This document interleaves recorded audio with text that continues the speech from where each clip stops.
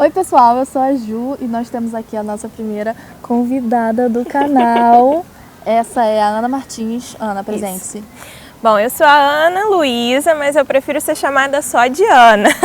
E aí fica Ana Martins. Eu sou psicóloga e sou também mestre em psicologia clínica pela PUC-Rio. E é um prazerzão estar aqui com vocês hoje. Adorei, Ju, o convite. Muito obrigada. Então, hoje no nosso vídeo a gente vai falar sobre ansiedade, meninos e meninas.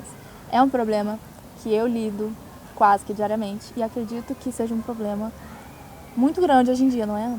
Sim. Na verdade, segundo a OMS, o Brasil é o país mais ansioso da América Latina. 9,3% da nossa população é considerada como tendo algum tipo de transtorno ansioso. Eita, legal. É, muita então, coisa. Ana, eu vejo que você trabalha muito com psicologia feminina. Isso. Certo? Isso. E eu queria te perguntar o porquê disso. Você acha que as mulheres são mais ansiosas? Então, na verdade não existe tanto esse recorte de gênero quando a gente faz a graduação de psicologia.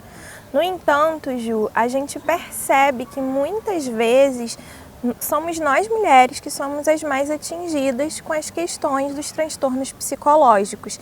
Em relação à ansiedade não é diferente. O que acontece? Os dados e diferentes pesquisas, inclusive o último relatório da OMS de 2017, apontam que as mulheres são quase que 2 vezes mais ansiosas do que os homens.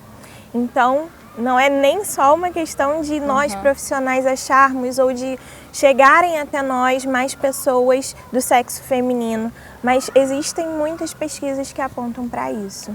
E por que você acha isso, que as mulheres são mais ansiosas? Muitos especialistas colocam a resposta a essa questão só nos fatores biológicos. E aí falam muito dos hormônios sexuais femininos, né? E aí progesterona e estrogênio como sendo os grandes protagonistas dessa ansiedade, porque eles variam no nosso ciclo menstrual, né?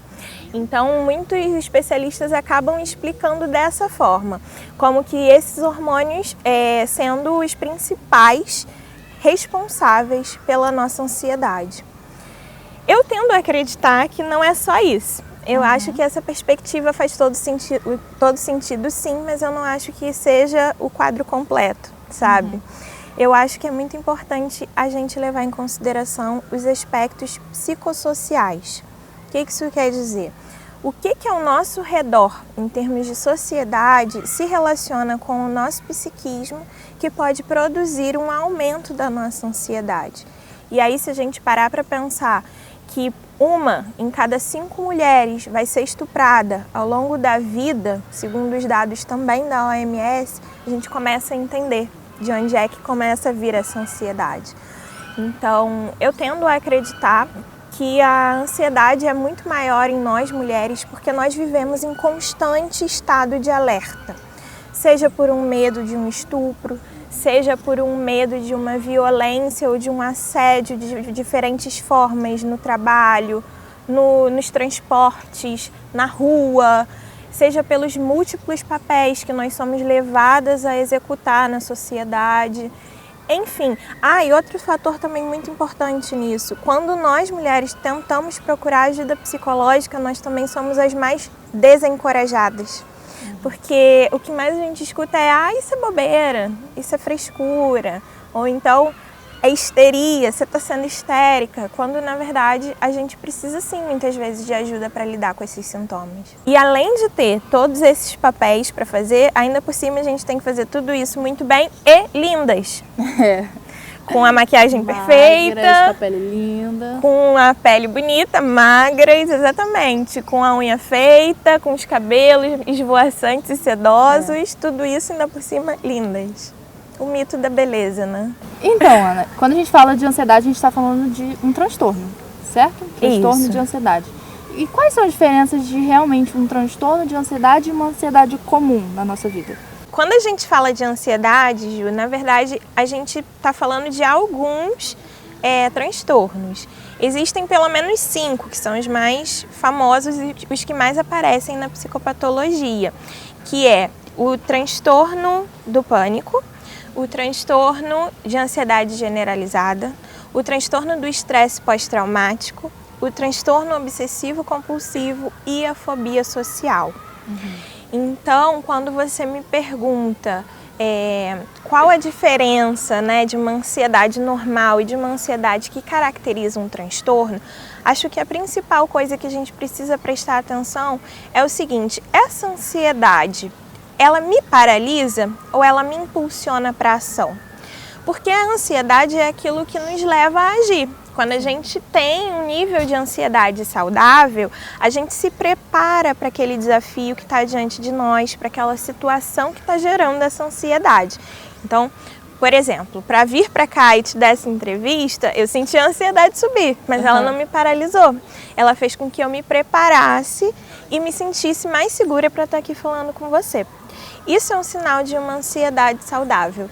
Se essa ansiedade me paralisasse e eu ficasse com muito medo e eu pensasse, eu não vou conseguir falar diante de uma câmera, eu não vou dar conta, eu vou esquecer, isso aí já começaria a afetar o que eu precisaria fazer. Aí eu, não vou desistir.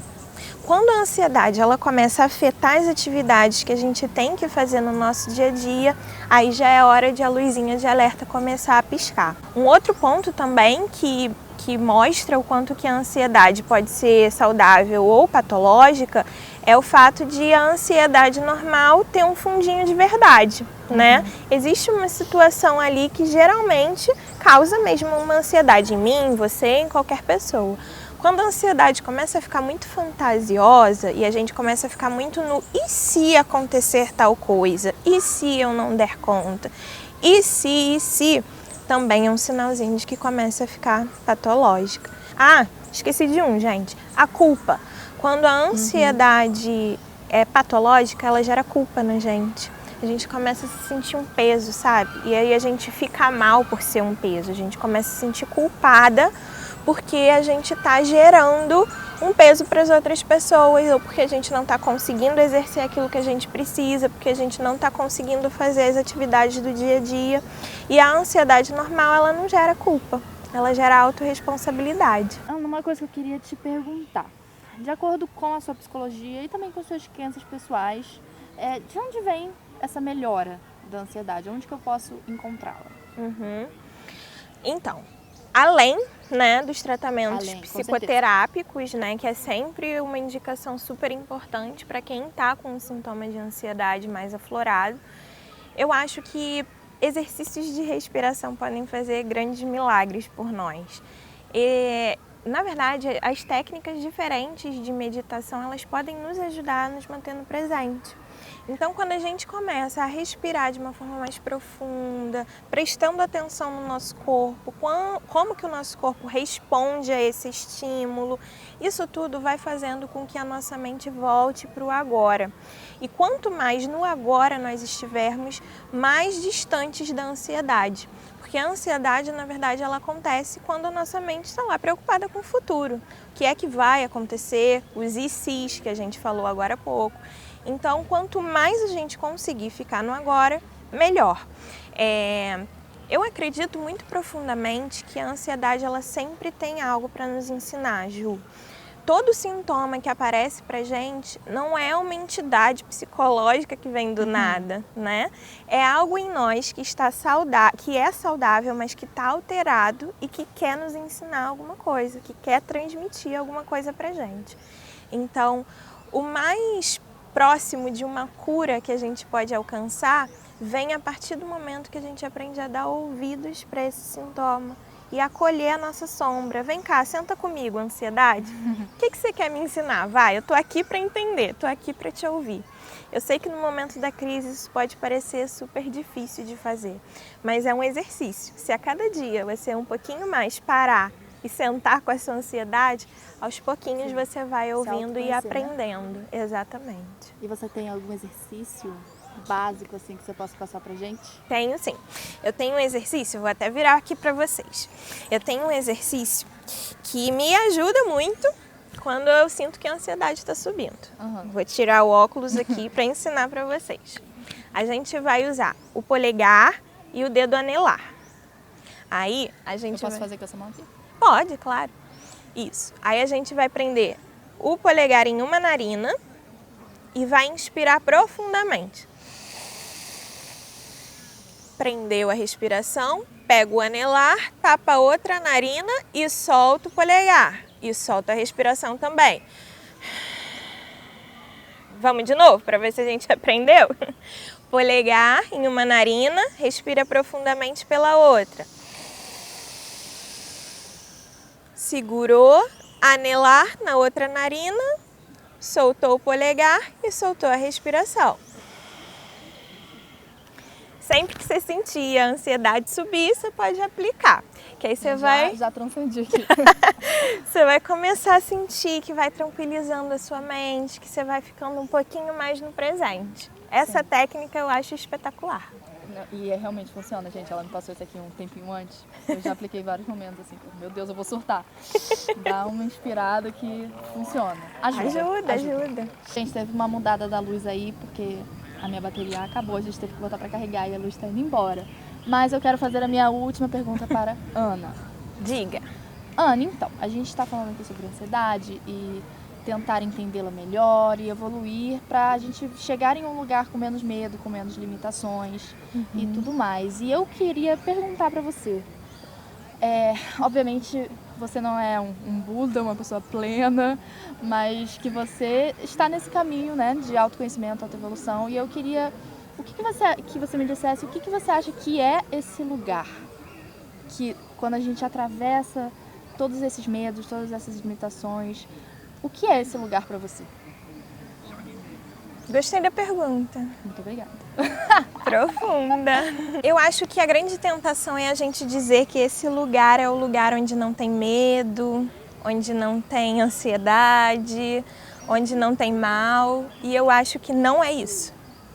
Eu acho que esse lugar é o lugar onde a gente aprendeu a lidar com tudo isso. Olha para isso e entende que isso não nos domina mais. Quem está no controle somos nós. E que tem coisas que a gente não tem como controlar. E tá tudo bem com isso. Eu acho que esse é o grande lance desse lugar, sabe? Eu acho que é aí que a gente tem que almejar chegar. E quando a gente integra tudo isso, sabe? Quando a gente tem plena consciência de quem nós somos autênticos e olhamos para essas situações e elas não são capazes de nos tirar do eixo, tirar a gente de quem a gente é. Acho que é isso. Ok. Olha, muito obrigada. Ai, linda. Obrigada adorei. a você. Amei. Diga aí suas redes sociais para as pessoas te acompanharem. Sim, gente, então, eu não gosto muito de Facebook, mas eu atualizo sempre o Instagram e eu prometo que eu vou tentar melhorar a minha relação com o Facebook. Mas por enquanto vocês podem me encontrar no Instagram, @ana, com 2 N's, martins.me. É isso. É isso, gente. Acompanhe ela. Ela é super blogueirinha, ela dá dicas maravilhosas e que Eu ajudam tento. muito. E de verdade, gente, muito obrigada a vocês que acompanharam até aqui. Obrigada, Ana, de novo. Obrigada Sério, a foi você, muito especial. querida. E busquem conhecimento, galera. Vamos evoluir juntos. Beijo.